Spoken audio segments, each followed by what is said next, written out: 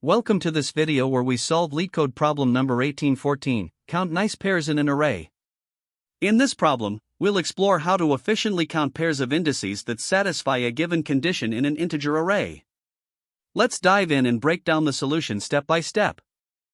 In this problem, we are tasked with finding the number of nice pairs in an array nums. A pair of indices, I, j, is considered nice if two conditions are met. First, I is less than j, and second, the sum of nums, I, and the reverse of nums, j, is equal to the sum of nums, j, and the reverse of nums, I.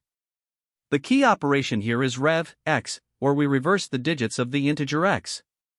For instance, if x is 123, its reverse is 321, and if x is 120, its reverse is 21, as leading zeros are discarded during the reversal. Since the total number of nice pairs can grow very large, we are required to return the result modulo 10 (9 plus 7. This ensures that the output remains within a manageable range, even for larger inputs. The input is an array nums of size n, where n can be as large as 100,000, and each element in the array is a non-negative integer up to 1 billion. The output is a single integer representing the count of these nice pairs. Let's look at an example to better understand the problem. Suppose we have the input array nums equals 42, 11, 1, 97. The output in this case is 2, and here's why. The two nice pairs are 0, 3, and 1, 2. For the first pair, 0, 3, we calculate nums 0 plus rev, nums 3, which gives 42 plus rev, 97, equals 42 plus 79 equals 121. On the other side, nums 3 plus rev, nums 0 equals 97 plus rev, 42 equals 97 plus 24 equals 121. Since these sums are equal, this pair is nice.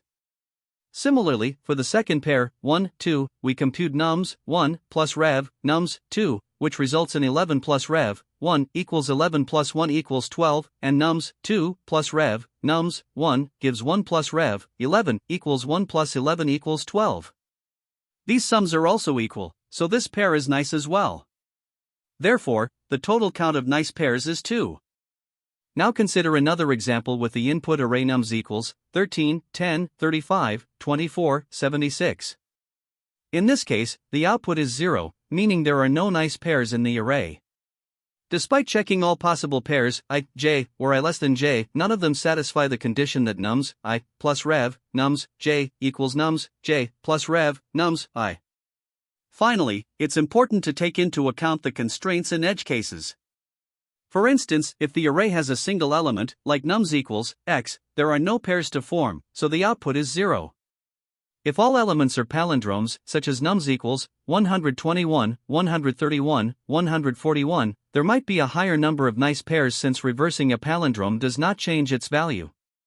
Additionally, for large arrays of size up to 100,000 or numbers as large as 1 billion, the solution must be efficient, ideally with a time complexity of O(n).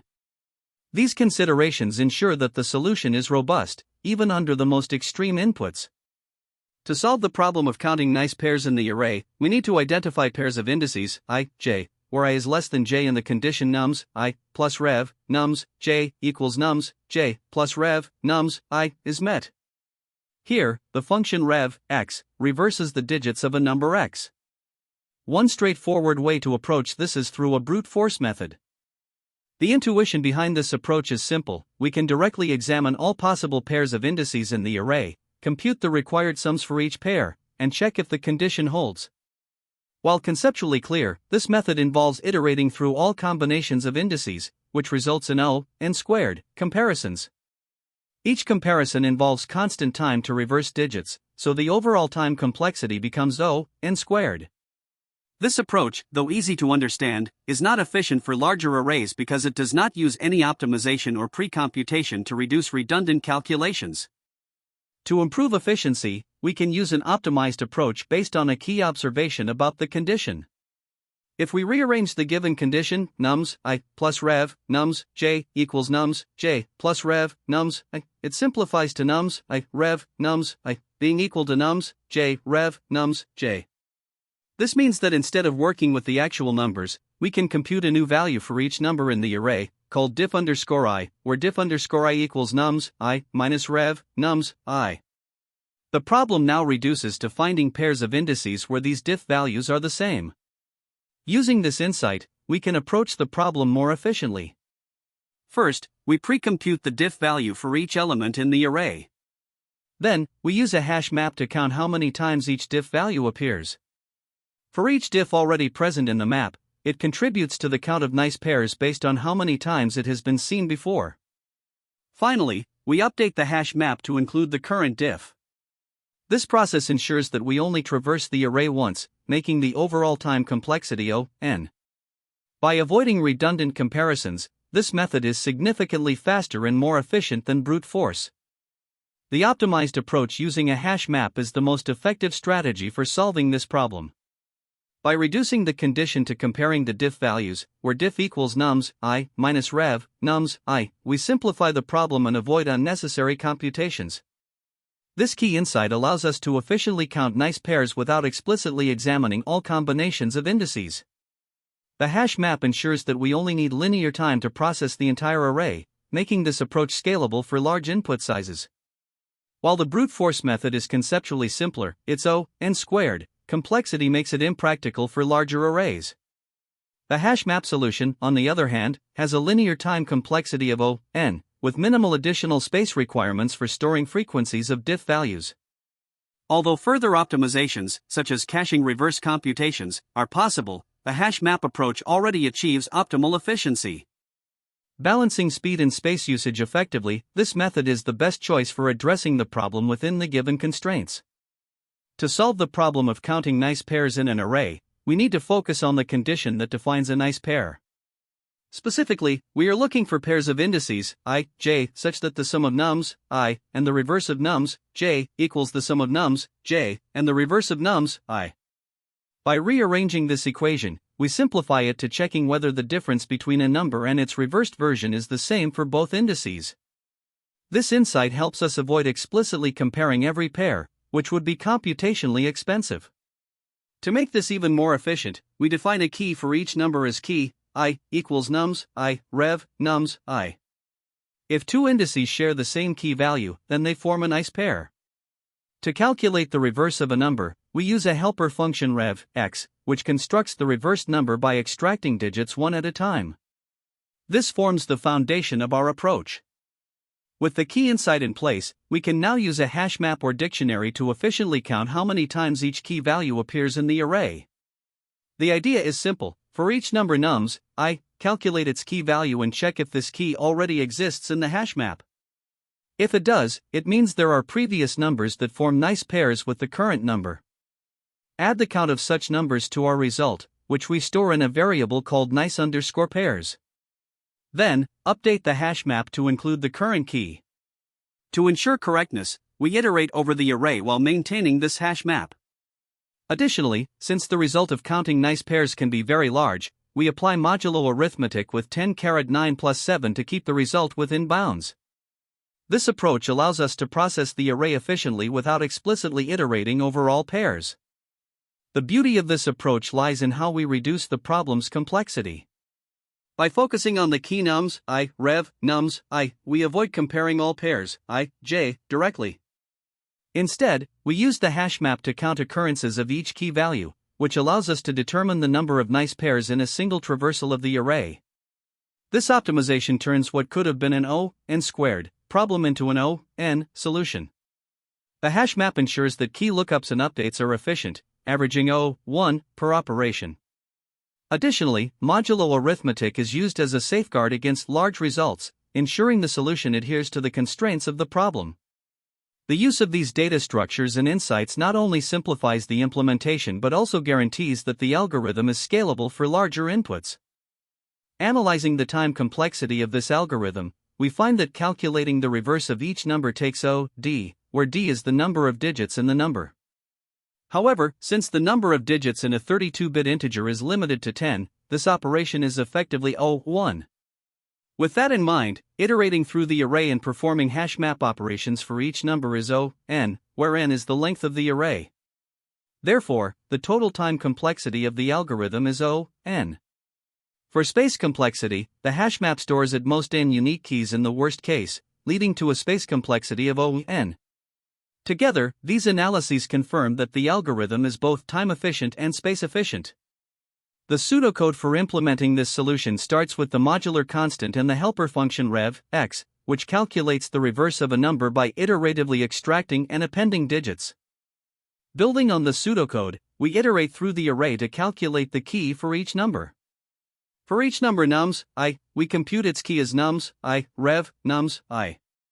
If this key already exists in the hash map, we add the count of the key to the nice_pairs variable, which tracks the total number of nice pairs. After that, we update the hash map by incrementing the count for the current key. This ensures that the current number is considered for future pairs.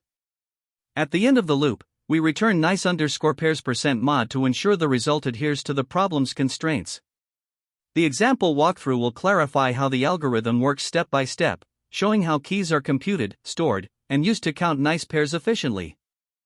In the example with the input nums equals 42, 11, 1, 97, we compute the key for each number. For 42, the key is 42, 24 equals 18. For 11, the key is 11, 11 equals 0. Similarly, 1 has a key of 0, and 97 has a key of 18. Next, we count the occurrences of these keys, finding that 18 appears twice and 0 also appears twice. From these counts, we determine the nice pairs. Key equals 18 forms one pair between indices 0 and 3, and key equals 0 forms one pair between indices 1 and 2. This gives a total of 2 nice pairs. The final output of the algorithm is therefore 2, which matches our expectation. This example demonstrates how the algorithm efficiently calculates the result without explicitly comparing all pairs. This Python implementation solves LeetCode problem number 1814, count nice pairs in an array. The problem involves finding pairs, I, j, that satisfy the condition nums, I, plus rev, nums, j, equals nums, j, plus rev, nums, I. To simplify, we rearrange this to nums, I, rev, nums, I, equals nums, j, rev, nums, j. The code starts by importing defaultIc from the collections module, which will be used to store the frequencies of the calculated differences. The count nice pairs function is defined to take the list nums as input. A helper function rev is defined to reverse the digits of a number. This is accomplished by converting the number to a string, reversing it using slicing, and converting it back to an integer. The main logic uses a frequency dictionary to count occurrences of each value of number rev, number. As we iterate over nums, we calculate this difference, called key. For each key, the current frequency of this value is added to the total count, as all previously seen numbers with this key form valid nice pairs with the current number. The frequency of the key is then updated to include the current number. Finally, the resulting count is returned modulo 10 to the power of 9 plus 7 to handle large outputs, as required by the problem constraints. This approach is efficient, with a time complexity of O(n), where n is the length of the input array, and a space complexity of O(n) for the frequency dictionary. Here, we begin by defining the class and method necessary to solve the problem. The count nice pairs function takes an array of integers called nums and aims to calculate the count of nice pairs in the array. We start by defining a constant mod with the value 10 to the power of 9 plus 7, which ensures that our result remains within the integer limit when performing modular arithmetic. Next, we define a helper function called reverse that reverses the digits of a given number. This function uses a simple loop to repeatedly extract the last digit of the number, append it to the reversed result, and reduce the number by removing its last digit. After that, we initialize a hash map called frequency to store frequencies of keys, and a variable count of type long to keep track of the total number of nice pairs we find. Now, for each number in the input array, we calculate a key as the difference between the number and its reversed version. This key is crucial, as it helps us group numbers that can form nice pairs together. We add the current frequency of this key from the map to our count, ensuring we handle modulo operations to avoid overflow, and then we update the frequency of the key in the map by incrementing it by 1. Finally, after processing all the numbers in the array, we return the total count of nice pairs as an integer. Since the count variable is stored as a long to accommodate larger values during computation, we cast it to an integer before returning it. The logic is efficient, leveraging a hash map to group numbers based on their key values. This allows us to count pairs in constant time for each key lookup and update. The modular arithmetic ensures that the solution handles large inputs gracefully, adhering to the constraints of the problem. This implementation is both concise and optimized for performance, making it well suited for solving the count nice pairs in an array problem. To solve this problem, we start by initializing some key variables.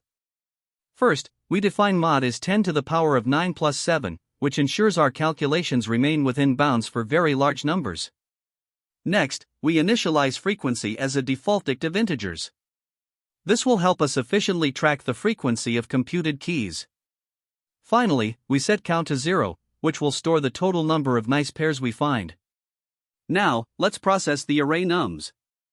For the first number, which is 42, we calculate its reverse, 24, and then compute the key as 4224, which equals 18.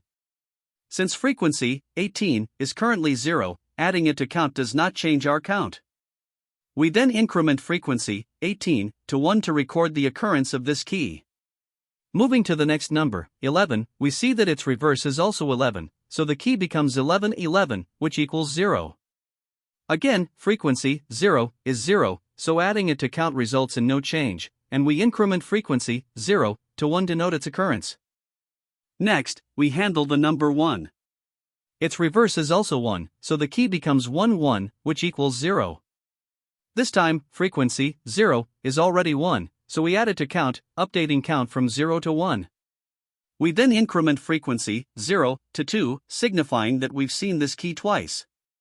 Finally, for the number 97, its reverse is 79, leading to a key of 9779, which equals 18. Since frequency, 18, is 1, adding it to count increases count from 1 to 2. We then increment frequency, 18, to 2. At the end of this process, our final value for count is 2, which means we have two nice pairs, indices, 1, 2, and 0, 3. Now, let's look at another example with the array nums equals 13, 10, 31, 23, 12. As before, we initialize mod, frequency, and count. Starting with the first number, 13, we find its reverse, 31, and compute the key as 1331, which equals minus 18. Since frequency, -18, is 0, adding it to count keeps count at 0. We then increment frequency, -18, to 1. For the next number, 10, its reverse is 1, so the key becomes 10-1, which equals 9. Again, frequency, 9, is 0, so adding it to count does not change the count, and we increment frequency, 9, to 1. For the number 31, its reverse is 13, resulting in a key of 3113, which equals 18. Since frequency, 18, is 0, adding it to count keeps the count unchanged at 0. We then increment frequency, 18, to 1. With the number 23, its reverse is 32, and the key becomes 2332, which equals minus 9. Again, frequency, -9, is 0, so adding it to count has no effect. We increment frequency, -9, to 1. Finally, for the number 12, its reverse is 21, leading to a key of 1221, which equals minus 9. This time, frequency, -9, is 1, so we add it to count, updating count from 0 to 1. We then increment frequency, -9, to 2. In this example, the final count is 1, indicating one nice pair, indices, 3, 4. In our final example, we take the array nums equals 1, 1, 1, 1. As usual, we initialize mod, frequency, and count. For the first number, 1, its reverse is also 1, so the key becomes 1, 1, which equals 0. Since frequency, 0, is 0, adding it to count results in no change, and we increment frequency, 0, to 1. For the second number, 1, the reverse is again 1, and the key remains 1, 1 equals 0. This time, frequency, 0, is 1, so we add it to count, updating count from 0 to 1. We then increment frequency, 0, to 2. For the third number, 1, the key remains 0, and frequency, 0, is now 2. Adding this to count increases count from 1 to 3. We increment frequency, 0, to 3. Finally, for the fourth number, 1, the key is still 0. With frequency, 0, at 3, adding it to count updates count from 3 to 6. We increment frequency, 0, to 4. At the end, count equals 6, meaning all pairs in the array are nice pairs. Here, we analyze the time complexity of the solution, starting with the rev function. To reverse a number, we convert it to a string, reverse the string, and then convert it back to an integer. If we let d represent the maximum number of digits in any number within the array, the time complexity for reversing a single number is proportional to O(d). Next, as we iterate through the array of size n, the rev function is called once for each element. This means the cost for iterating over the array and reversing all numbers is O(n*d). Finally, we consider dictionary operations, such as accessing or modifying the frequency dictionary. These operations, on average, take constant time, or O(1), due to Python's efficient hash table implementation. Since these operations occur once per element, the total cost for dictionary operations is O(n). Combining all these contributions, the overall time complexity of the solution can be expressed as O(n*d). To summarize the time complexity, reversing all numbers in the array contributes O(n*d), and performing dictionary operations contributes O(n). Since d, the number of digits, is constant for reasonably bounded integers, we can simplify the time complexity to O(n) for practical purposes. Shifting our focus to space complexity, the main factor is the frequency dictionary, which stores frequency counts for keys computed as number. In the worst-case scenario, if each element in the array produces a unique key, the dictionary will require O(n) space. Additionally, the rev function temporarily holds the string representation of a number during execution. This requires O(d) space per call, but since this space is reused for each number, it does not accumulate. Lastly, the solution uses a few constant space variables, such as key and count, which contribute O(1) to the space complexity. Therefore, the overall space complexity of the solution is O(n). The overall space complexity of the solution is O(n), primarily due to the frequency dictionary. Let's now compare this optimized approach to a brute force solution. In a naive approach, we would check all pairs, I, j, in the array to verify if they satisfy the given condition. Generating all pairs would require O(n²) time, and for each pair, we'd compute the reverse numbers, adding an additional O(d) cost. This results in a total time complexity of O(n²*d) for the brute force approach. However, the brute force solution uses no additional data structures and has a space complexity of O(1). In contrast, the optimized solution avoids nested loops by using a frequency dictionary to count matching keys. This reduces the time complexity to O(n), while keeping the space complexity at O(n), making it significantly more efficient for larger inputs. Now, let's analyze the best, average, and worst-case scenarios for the optimized solution. In the best case, all elements in nums produce the same key. Here, the dictionary operations remain constant time, or O(1), and the overall time complexity is O(n). In the average case, the keys are distributed evenly across the dictionary, resulting in average case constant time operations for lookups and updates. The time complexity remains O(n). Even in the worst case, where each element in nums produces a unique key, dictionary operations are still O(1), on average due to Python's efficient hashing. This ensures the overall time complexity stays at O(n). Mathematically, the loop runs n times, and each iteration involves constant time operations except for the rev function, which is O(d). Therefore, the total complexity is O(n*d). Since d is constant for bounded integers, the effective complexity simplifies to O(n). In this problem, there are a few common pitfalls to watch out for. One major mistake is misunderstanding the condition. Instead of directly comparing nums I plus rev nums j with nums j plus rev nums I, you should simplify the condition to nums I rev nums I equals nums j rev nums j. Simplifying it this way avoids redundant calculations and makes the problem easier to solve. Another frequent issue is relying on inefficient nested loops. A brute force approach with two loops results in O(n²) time complexity, which is impractical for large arrays, especially when n can go up to 100,000. Inefficient handling of modular arithmetic is another challenge. If you forget to use modulo 10 plus 7 when counting pairs, you risk integer overflow, as the number of pairs can grow very large. Lastly, some overcomplicate the digit reversal process. Instead of writing complex code, you can use simple techniques like converting the number to a string, reversing it, and converting it back to an integer, or using an arithmetic approach for reversing digits. These mistakes can lead to wasted time and unnecessary complexity, so it's important to address them early. Edge cases are another key consideration for this problem. For instance, failing to handle numbers like 0, negatives, or duplicates can introduce subtle bugs. These scenarios can impact how differences are calculated or counted, so take extra care when pre-processing or iterating through the array. Now, from an interview perspective, the essence of this problem lies in recognizing that it revolves around finding pairs where nums, I, rev, nums, I, equals nums, j, rev, nums, j. By mapping these differences to their frequencies using a hash map, you can efficiently count the pairs in n time.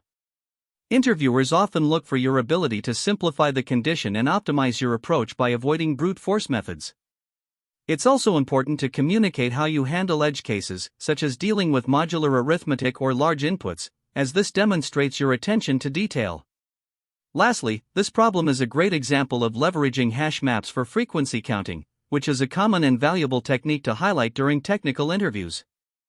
This problem is closely related to several other LeetCode challenges that you might encounter.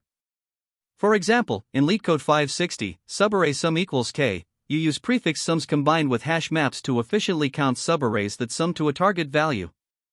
Similarly, LeetCode 1461, check if a string contains all binary codes of size k, also employs hash maps and modular arithmetic, particularly for handling string manipulation tasks. Another related problem is LeetCode 202, happy number, which involves digit manipulation and modular arithmetic, much like reversing the digits of numbers in this challenge. Finally, LeetCode 1074, number of submatrices that sum to target, showcases more advanced hash map techniques, especially in the context of multidimensional data. These problems share overlapping concepts, so solving them can help you build stronger intuition for challenges that use hash maps, modular arithmetic, and efficient counting techniques. When considering alternative approaches, the brute force method is the most straightforward to understand. This involves using two nested loops to check all possible pairs, I, j, verifying the condition for each one. While simple to implement, this approach has an n superscript 2 complexity, making it infeasible for large arrays. The optimized approach leverages a hash map. Here, you calculate the difference key equals nums, I, rev, nums, I, for each element and store its frequency in the hash map. Using this frequency, you can efficiently count pairs with the formula count plus equals frequency, key. This method brings the complexity down to n, making it well suited for larger datasets. However, it does require careful handling of edge cases, such as using modular arithmetic to prevent overflow. Additionally, advanced alternative hashing techniques, like custom rolling hashes or pre-computing reverse values, can sometimes reduce computations further. These methods may improve performance in specific scenarios but often add significant implementation complexity.